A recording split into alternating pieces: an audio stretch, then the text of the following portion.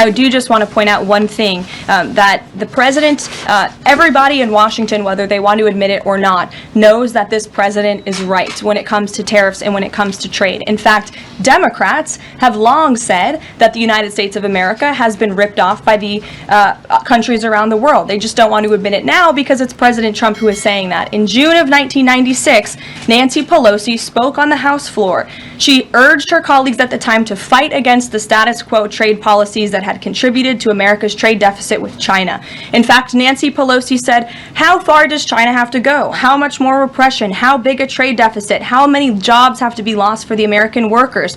How much dangerous proliferation has to exist before members of this House of Representatives will say, 'I will not endorse the status quo'?" Those are the words of Nancy Pelosi in 1996. Well, President Trump is finally answering her call 27 years later. Nancy Pelosi can thank President Trump today for the 104% retaliatory tariff that will be going into effect on China. In 2007, Chuck Schumer spoke of our nation's crippling trade deficit, saying, "These are the kinds of records the American people don't want us to be breaking. The administration needs to move beyond words, take action now to reverse a trend that threatens our prospects for future economic growth."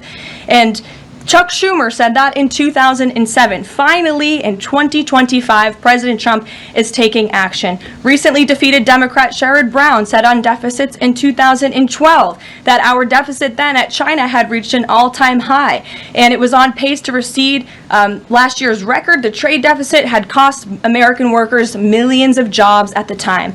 These are the words of Democrats years ago. It is about time America finally has a president who is taking action to restore those millions of jobs back to the United States of America, to boost our manufacturing industry. He's doing what's right for the American people. It will take a lot of labor. It will take a lot of effort. But that's exactly what the American people elected this president to do.